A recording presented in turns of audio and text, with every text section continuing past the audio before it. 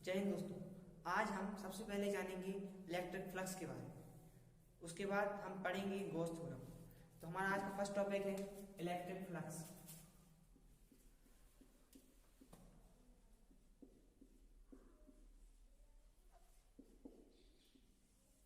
Electric flux क्या होता है?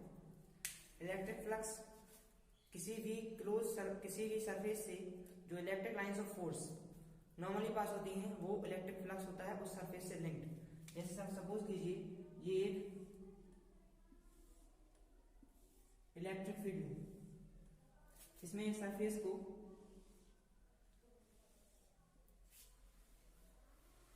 इस तरीके से रखा गया है। इस सरफेस का सपोज कीजिए एरिया एस है और ये यूनिफॉर्म इलेक्ट्रिक फील्ड डेंसिटी ई है। तो इस सरफेस से हम बात कर रहे हैं इलेक्ट्रिक फ्लक्स कितना लिंक है, तो वो होगा इस सरफेस से जितनी electric lines of force normally pass हो रही है तो 1 2 3 4, तो इस सरफेस से लिंक इलेक्ट्रिक फ्लक्स होगा 4। इसके हम असाइनमेंट के बाद में बात करते हैं। पहले आप समझिए कि ये होता क्या है। किसी भी सरफेस से जो जितनी electric lines of flux electric lines of force जिन्हें हम इलेक्ट्रिक फील्ड लाइंस भी कहते हैं वो नॉर्मली पास होती हैं, उसे हम इलेक्ट्रिक फ्लक्स कहते हैं। इलेक्ट्रिक फ्लक्स एक स्केलर क्वांटिटी है, इसे हम सिंबल फाई ई से डिनोट करते हैं। बात की जाए इलेक्ट्रिक फ्लक्स किस चीज से डिपेंड करता है, तो सबसे पहले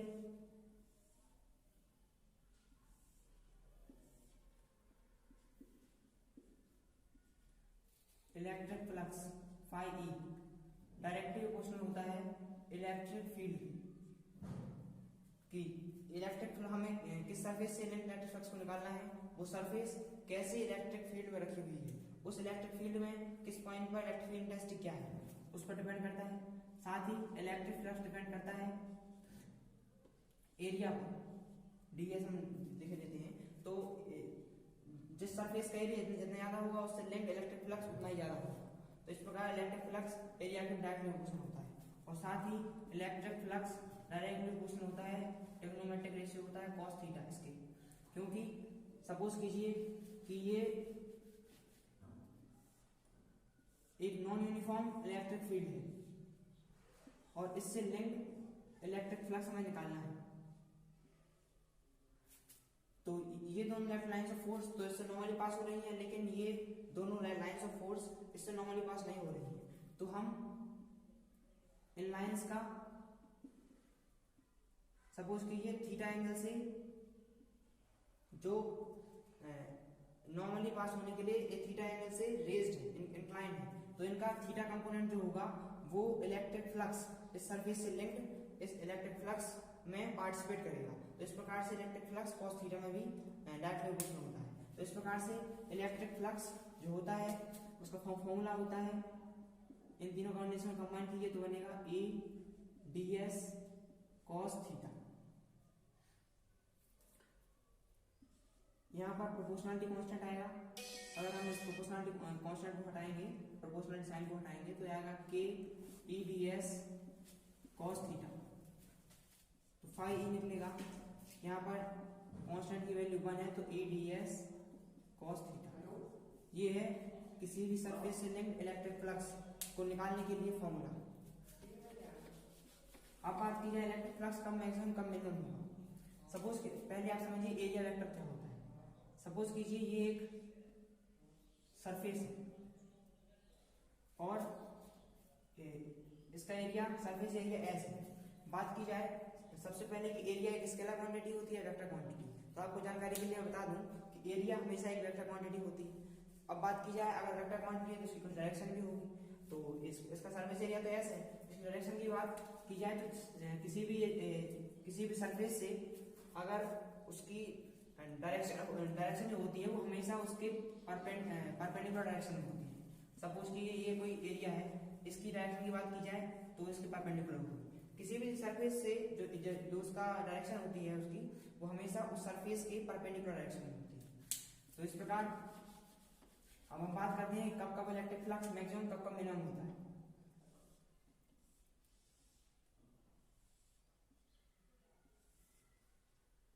ये इलेक्ट्रिक लाइंस ऑफ फोर्स है,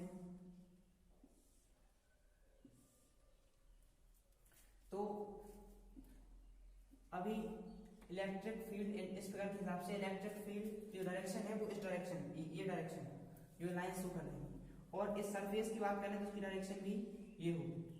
तो यहाँ पर अगर बात की जाए, ये हम इसे ds वेक्टर नाम लिख देते हैं क्योंकि ये सरफेस की डायरेक्शन है। तो यहाँ पर जो E और ds जो सरफेस एरिया है और जो इलेक्ट्रिक फील्ड है उसके बीच में जो एंगल है वो 0 डिग्री है क्योंकि दोनों पैरेलल है। अगर इसी तो यहाँ पर जो फ्लक्स होगा मतलब मैक्सिमम इलेक्ट्रोमैग्नेटिक फोर्स इस सरफेस से जो परपेंडिकुलर नॉर्मली पास हो सकती है। इसी सरफेस को अगर हम कुछ इस प्रकार से रख दें और इससे इलेक्ट्रिक लाइंस ऑफ फोर्स और ये सरफेस पैरेलल रखी हुई है, तो यहाँ पर इस सरफेस का एरिया वेक्टर ds वेक्टर इस डायरेक्शन में होगा जबकि इलेक्ट्रिक फील्ड की डायरेक्शन ये है। तो यहाँ पर कोई भी minimum number of lines of force इससे पास होंगे तो यहाँ पर इलेक्ट्रिक फ्लक्स मिनिमम होगा। अब हम यहाँ पर बात करें कि if theta is equal to 0 degree है, मतलब इलेक्ट्रिक फ्लक्स और इलेक्ट्रिक फील्ड और की डायरेक्शन और जो सरफेस की डायरेक्शन है वो उसके बीच में जो एंगल है वो थीटा है, 0 डिग्री। तो फाई ई होगा E ds cos 0 degree, cos 0 की वैल्यू 1 होती है तो यहाँ पर निकल के आएगा E ds, ये होगा मैक्सिमम फ्लक्स। अब बात की जाए कि इफ थीटा 90 डिग्री होगा तो फ्लक्स निकल के आएगा E ds cos 90 degree, cos 90 की वैल्यू 0 तो यहाँ पर फ्लक्स निकल के आएगा 0।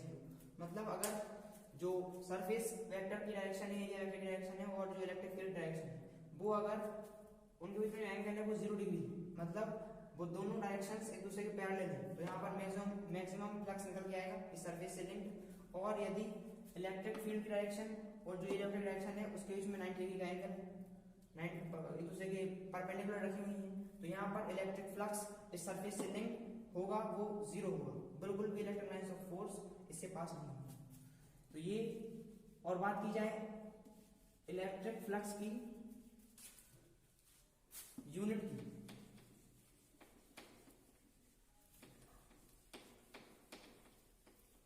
बात की जाए इलेक्ट्रिक फ्लक्स की यूनिट की तो हम phi E is equal to E D S cos theta होता है, हम अभी जान चुके हैं। बात की जाए इलेक्ट्रिक फ्लक्स की यूनिट की तो यूनिट होगी इलेक्ट्रिक फील्ड इंटेंसिटी, इसकी यूनिट होती है न्यूटन पर कूलम।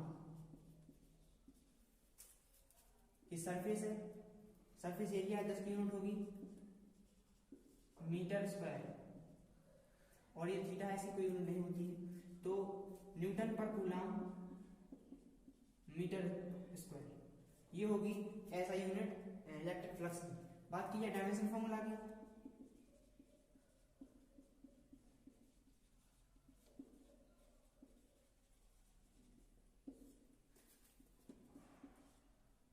तो सबसे पहले हमें इलेक्ट्रिक फील्ड इंटेंसिटी का डायमेंशन फॉर्मूला पता होना चाहिए, जो होता है mL(T-3)A-1। ये है electric field intensity dimension formula, इसे हम पढ़ चुके हैं। और ये सरफेस है, इसका डायमेंशन फॉर्मूला होगा मीटर स्क्वायर मींस लेंथ का स्क्वायर। तो यहाँ पर इलेक्ट्रिक फ्लक्स का जो डायमेंशन फॉर्मूला होगा वो निकल के आएगा mL3T-3A-1। ये है इलेक्ट्रिक फ्लक्स का डायमेंशन फॉर्मूला।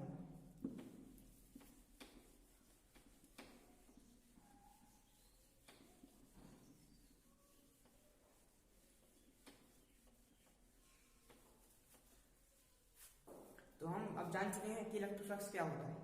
अब हम अपने नेक्स्ट टॉपिक की ओर बढ़ते हैं जो है गॉस थ्योरम।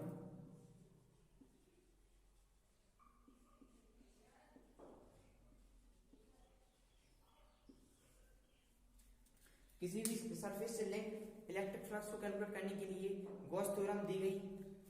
ये एक साइंटिस्ट का नाम है गॉस थ्योरम के हिसाब से किसी भी सरफेस से लिंक इलेक्ट्रिक फ्लक्स जो होता है वो उस सरफेस में एनक्लोज्ड, उस सरफेस में रखा हुआ, उस क्लोज सरफेस में रखा हुआ चार्ज होता है उसके 1/ε0 टाइम्स होता है। सपोज कीजिए ये एक सरफेस है, इसके अंदर प्लस क्यू चार्ज रखा हुआ है, तो इस सरफेस से जो नेट इलेक्ट्रिक फ्लक्स जो लिंक हुआ है सरफेस से वो होगा Q enclosed bye epsilon not. मतलब किसी भी सरफेस से क्लोज सरफेस से लिंक इलेक्ट्रिक फ्लक्स उस सरफेस के अंदर जो चार्ज है उस सरफेस जिस चार्ज को इनक्लोज किए हुए है उसका 1 बाय एप्सिलॉन नॉट टाइम्स होगा। तो ये होगा इलेक्ट्रिक फ्लक्स इस सरफेस से link, phi E is equal to होगा Q by epsilon.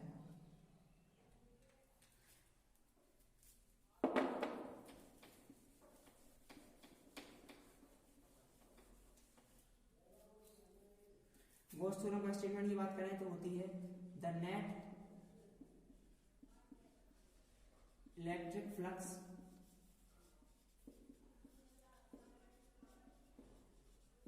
linked with any closed surface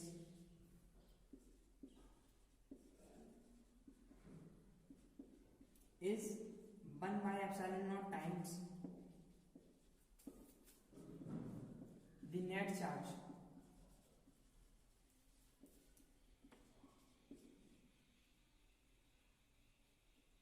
enclosed by that surface।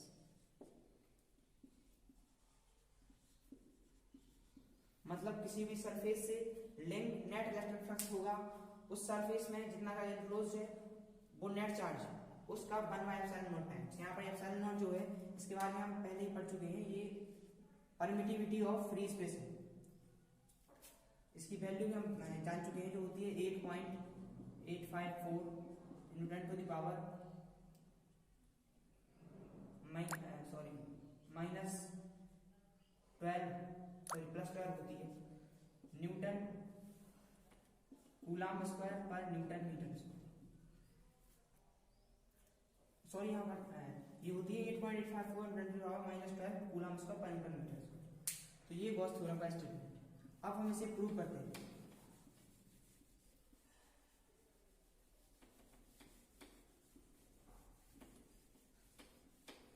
हम इलेक्ट्रिक फ्लक्स को हम इस फॉर्मूले से अभी पढ़ चुके हैं कि ये होता है E ds cos theta.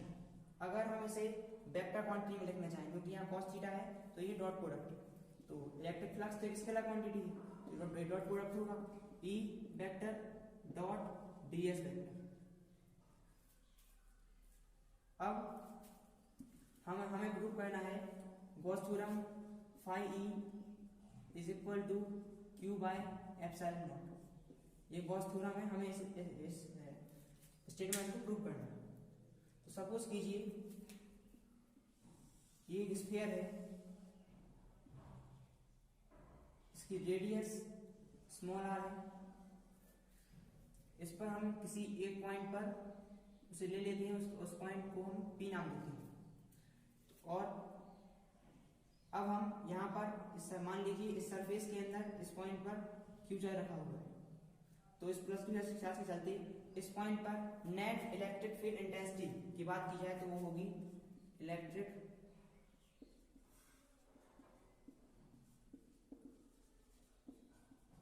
Field intensity at P due to plus Q charge.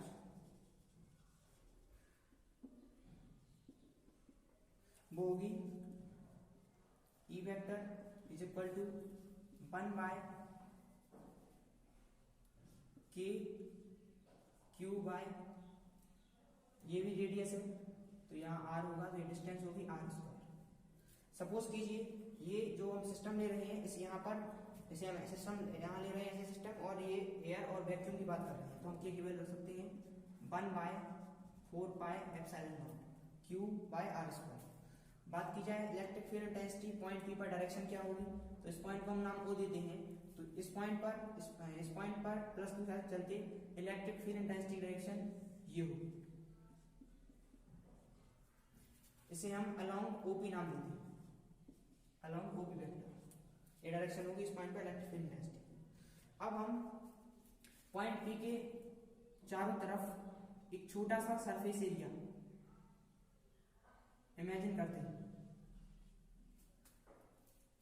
इस सरफेस एरिया का, इस सरफेस का एरिया है इस स्मॉल सरफेस का ds वेक्टर ds, और बात की जाए इस यहाँ पर जो एरिया वेक्टर एरिया ds है इसकी डायरेक्शन की, तो इस पॉइंट पर जो डायरेक्शन होगी ds की वो भी परपेंडिकुलर होगी इस सरफेस की।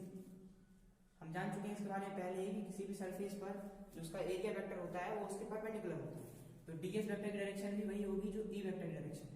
हम बात करें इस पॉइंट पर, अगर इलेक्ट्रिक फील्ड इंटेंसिटी डायरेक्शन निकालना चाहें तो वो भी ये डायरेक्शन होगी, और यहाँ पर भी अगर हम कोई स्मॉल सरफेस एरिया लेते हैं तो वहां पर भी इलेक्ट्रिक जो एरिया वेक्टर की डायरेक्शन भी along the direction of electric field.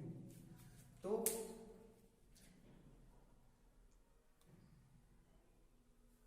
इस पॉइंट पर जो ds वेक्टर उसकी डायरेक्शन होगी along direction of electric field intensity. अब हम बात करें कि हम सपोज करते हैं कि इस सरफेस से नेट इलेक्ट्रिक फ्लक्स जो पास हो रहा है उसे हम d phi e नाम देते हैं, और इसके बारे में हम जानते हैं फॉर्मूला होता है E into ds cos theta. मतलब इस पॉइंट पर इलेक्ट्रिक फील्ड इंटेंसिटी क्या है, ds का मैग्नीट्यूड क्या है, और इन दोनों के बीच एंगल कितना है, तो d phi e is equal to होगा E into E dot ds cos theta. तो यहाँ पर इलेक्ट्रिक फील्ड इंटेंसिटी और जो ds वेक्टर है उसके बीच जो थीटा है वो 0 डिग्री, क्योंकि दोनों एक के ऊपर एक है, तो cos यहाँ पर थीटा होगा 0 डिग्री, तो d phi e is equal to होगा E ds, क्योंकि cos 0 की वैल्यू 1 होती है। तो ये इलेक्ट्रिक फ्लक्स है इस सरफेस से पास्ट जो इलेक्ट्रिक फ्लक्स है वो इतना निकल गया। अब हम बात करें कि यहाँ पर E की वैल्यू रख देते हैं, तो d phi e हमें मिलेगा 1/4πε0 q by r square into ds। अब ये हमने इस छोटे सरफेस ds से जो इलेक्ट्रिक फ्लक्स लिंक्ड है उसे हमने फाइंड कर दिया। इसी प्रकार से अगर हम इस पूरी सरफेस से लिंक्ड इलेक्ट्रिक फ्लक्स को निकालना चाहें तो उसके लिए हमें इसे इंटीग्रेट करना होगा, तो इंटीग्रेट करेंगे हम फोर होल सरफेस के लिए। इसे हम इंटीग्रेशन के ऊपर एक सर्कल बना के शो करते हैं, whole surface integration of 1/4πε0 q by r square into ds। ये क्वांटिटी कांस्टेंट है, तो ये टोटल इलेक्ट्रिक फ्लक्स को हम phi e नाम देते हैं, तो phi e is equal to होगा, ये कांस्टेंट टर्म बाहर निकल आएंगे, whole surface integration of ds। यहाँ पर हमने इसे एक स्फीयर सपोज किया था, तो इस हिसाब से स्फीयर का सरफेस एरिया टोटल होगा वो होगा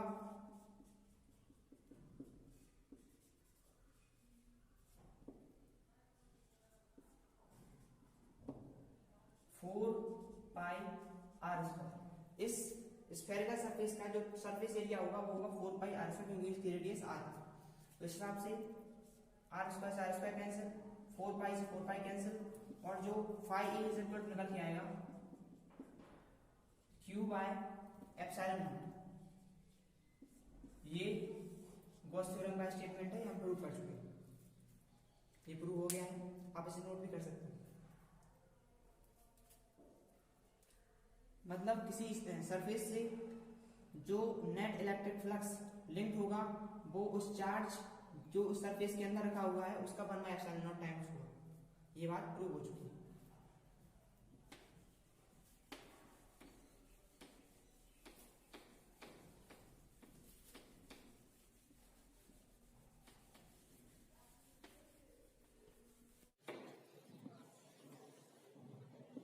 सपोज कीजिए किसी क्लोज सरफेस के अंदर charges q1, q2, q3, q4, तो इस सरफेस से नेट जो लिंक्ड नेट इलेक्ट्रिक फ्लक्स वो निकलेगा वो होगा phi e is equal to q1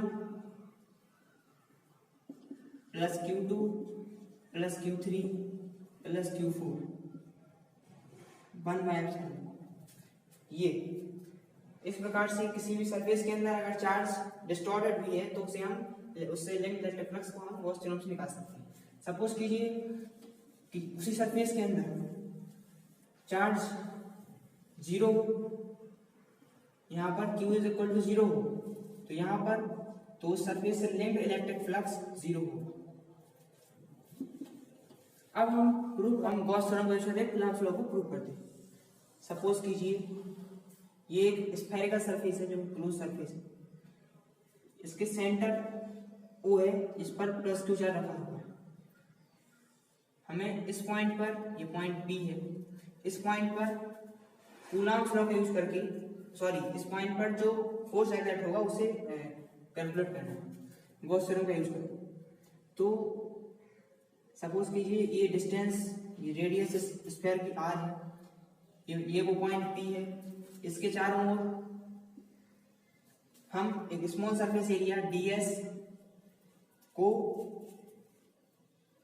assume करते हैं। तो ds की डायरेक्शन होगी उस सरफेस की परपेंडिकुलर डायरेक्शन, ds वेक्टर ये होगा। हम सबसे पहले इस ds सरफेस से लिंक्ड इलेक्ट्रिक फ्लक्स को निकालते हैं, इसे हम d phi e नाम देते हैं।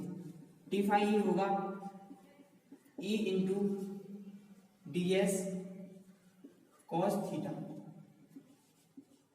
d phi e is equal to होगा E इंटू ds। यहाँ पर इस पॉइंट पर अगर पृष्ठ के साथ चलते इलेक्ट्रिक फील्ड इंटेंसिटी हम निकालना चाहें तो वो होगी उसकी डायरेक्शन भी यही होगी। और बात करें मैग्नीट्यूड की तो इलेक्ट्रिक फील्ड इंटेंसिटी होगी एट P पर 1/4 pi epsilon naught into Q by R square. Direction होगी अलोंग OP वेक्टर। तो यहाँ पर इलेक्ट्रिक फील्ड इंटेंसिटी डायरेक्शन और एरिया वेक्टर जो ds सरफेस है इसकी डायरेक्शन भी सेम है। तो यहाँ पर थीटा होगा 0 तो cos 0 degree. d phi e is equal to निकल के आएगा, तो यहाँ पर निकल के आएगा E इंटू ds cos 0 की वैल्यू 1 होती है तो E इंटू ds निकल के आएगा d phi। अब हम टोटल इलेक्ट्रिक फ्लक्स, इस पूरे स्फीयर से लिंक टोटल इलेक्ट्रिक फ्लक्स की बात की है तो उसके लिए हमें यहाँ पर होल सरफेस इंटीग्रेशन करना होगा d phi e का। तो इस तरफ भी होल सरफेस इंटीग्रेशन होगा, यहाँ पर E आगे आ जाएगा क्योंकि ये कांस्टेंट, क्योंकि इस पॉइंट पर जो इलेक्ट्रिक फील्ड इंटेंसिटी है वो तो कांस्टेंट है। तो whole surface integration of ds। Suppose कीजिए कि पूरा पूरी सरफेस से लिंक्ड इलेक्ट्रिक फ्लक्स उसे हम phi e नाम देते हैं।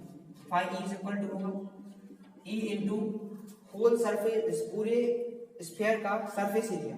तो सरफेस एरिया ऑफ स्फीयर होता है 4 पाई r स्क्वायर, क्योंकि इसकी रेडियस r है तो यहाँ पर phi e निकल के आएगा E into 4 pi r square. ये है इस पूरी सरफेस से लिंक्ड इलेक्ट्रिक फ्लक्स। अब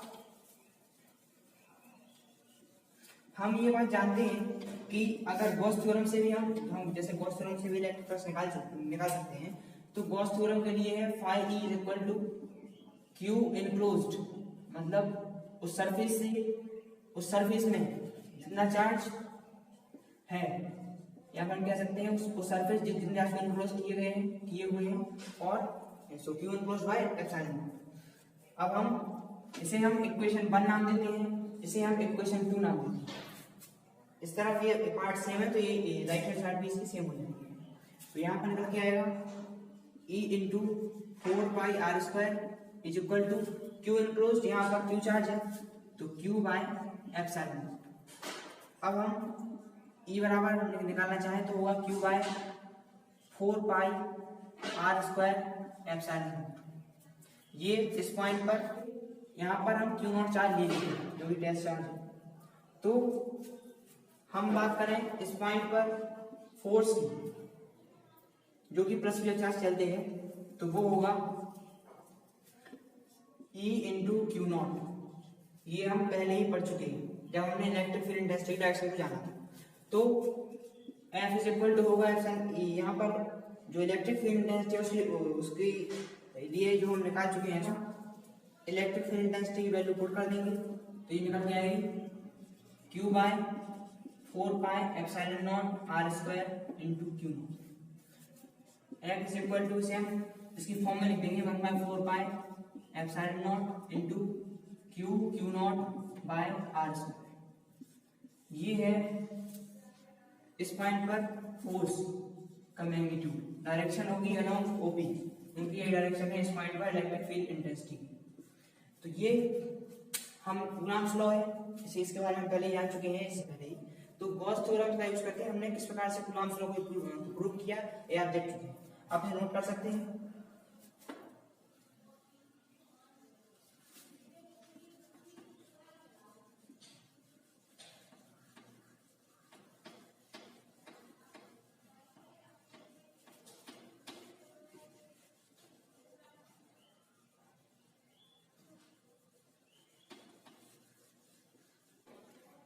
दोस्तों आज के लेक्चर में बस इतना ही, हम मिलेंगे नेक्स्ट लेक्चर में जिसमें हम गॉस लॉ के कुछ एप्लीकेशंस आपके सामने लेकर आएंगे, उन्हें प्रूव करेंगे, उनका एक्सप्रेशन जानेंगे। तो आज के लेक्चर में बस इतना ही, तब तक पढ़ाई करते रहें, क्योंकि 100 को कभी पाला नहीं जाता, कांच के खिलौनों को कभी उछाला नहीं जाता। 100 को कभी पाला नहीं जाता, कांच के खिलौनों को कभी उछाला नहीं जाता, मिल जाती है मंजिल कोस करने पर, हर बात को किस्मत पर टाला नहीं जाता। जय हिंद दोस्तों।